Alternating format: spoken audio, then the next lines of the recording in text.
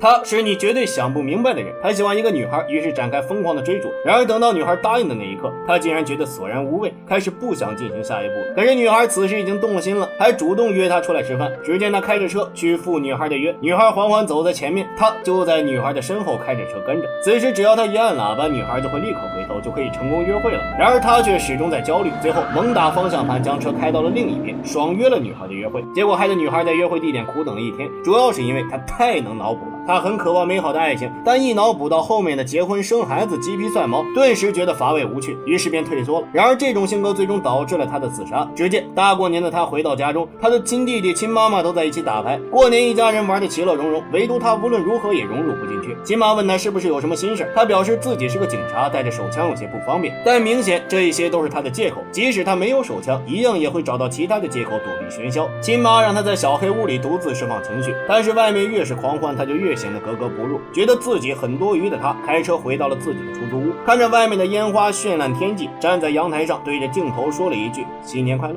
不知道他是对家里的亲人说的，还是对观众说的，还是对自己说的，亦或者是对这个孤单的世界说的。转眼从楼上跳下，结束了自己40多年的生命。等到弟弟看到他尸体的那一刻，全家人再也绷不住了，大哭。妈妈一直都说他有自杀倾向，可是为什么不是20岁自杀或是30岁自杀，偏偏选在了这中年不得已的40岁？因为20岁还有向往，30岁还以为自己能改变世界，40岁才意识到这世界没有他一样转。白发的母亲抱着他最爱的书，仿佛在抱着黑发的他。紧接着母亲将书狠狠地扔在一边，他骗不了自己，这些书代表不了他的儿子，他想要的还是他儿子这个人。姐姐和弟弟安抚好母亲后，姐弟俩也开始讨论起了他的自杀。弟弟认为给他最大的爱就是放他自由，可是放他自由过了火，自己察觉到异样应该阻止他，但没有想到崇尚自由的结果竟然是死亡。弟弟后悔自己没有看好他，还好姐姐是个理智的人，既然你爱他，就要爱他的决定。对他来说，我们这些亲人都是他的羁绊，所以过年的时候他不想融入我们，只想逃离，就像他喜欢的那个女孩一样。他渴望拥有爱情，但他更害怕这是一份不美好的爱情。他总是用长久的角度去考虑问题，但是任何爱情在历史长河中都显得一毛不值。但真正有价值的东西，恰恰就是那短暂的绚烂，足以惊艳一生的漫长。或许这对于他来说是一种解脱呀。通过姐姐的这番话，弟弟做出了一个决定，他决定举报自己的妻子。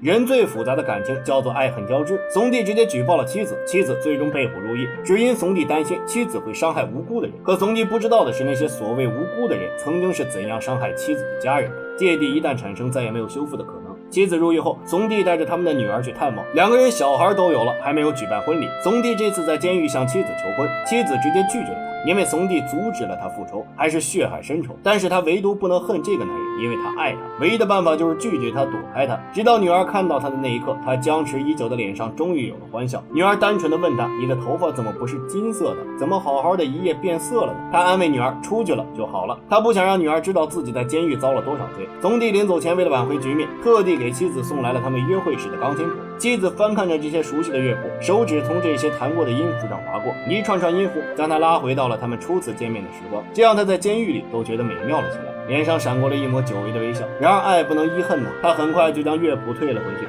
一转眼几年过去，怂弟已经年近40了，他们的女儿也已经18岁。而这几年间，怂弟还遇到了嫂子，嫂子还告诉了怂弟一个天大的好消息，嫂子和哥哥有一个儿子，现在已经7岁了。怂弟听到这一句立刻泪崩了，虽然哥哥自杀了，万幸的是他还留下了一个孩子呀，这可真是治愈了他和他的母亲。多年之后再次谈起跳楼的哥哥，怂弟和嫂子再也抑制不住内心的苦楚，相拥痛哭到失声。母亲听到这个消息，得了7年的抑郁症，顷刻间痊愈了。小孩是怂哥生命的延续，怂妈年近70，不远千里跋山涉水，一路颠簸来到西西里看他的孙子。两人见面的那一刻，怂妈一眼就认出，这不正是小时候的怂哥吗？简直跟怂哥以前一模一样。失而复得的感情让怂妈觉得世界太美好了，此刻所有的失去都得到了偿还。怂妈将所有的爱意和亏欠一股脑的弥补在了这个小孩身上，他还来不及好好爱儿子，儿子就已经离去了。现在上天给了他机会，让他重新宠爱一次，他要将这个孙子宠上天，再也不想经历那种连爱一个人都爱不了的生活。最后怂妈走得很安详，没有一丝痛苦，他活够本了。他的遗书上写着，希望所有的孩子们活得能像他一样，没有一丝痛苦。总弟看着遗书，淡淡的忧伤划过眼角，一切归于平静。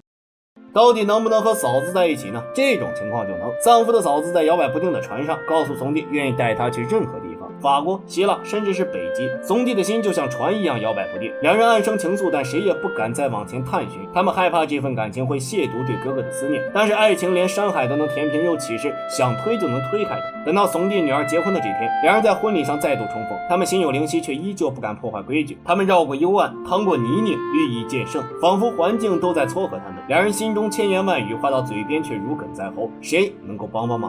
恍惚中，哥哥的灵魂出现在二人身后，轻抚二人的双肩，让嫂子误以为是宋帝搂了自己，也让宋帝误以为是嫂子搂了自己。一个美丽的误会，来自哥哥灵魂的成全。二人会心一笑，宋帝终于搂住了嫂子的肩膀，再也没有了隔阂。爱情来的那一刻呀，环境在撮合，天意在帮忙，就连死去的爱人都在成全。宋帝表示，当初在船上的时候，我都无数次憧憬过这一刻，甚至一度以为这场景不会实现，即使是现在也不敢相信是真的，毕竟我们之间有太多的阻碍，世人的冷眼，道德的不允许，等等。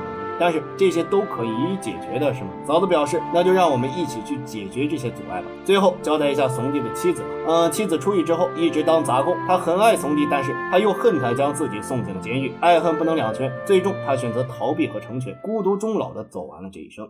影片到此结束。Goodbye everyone。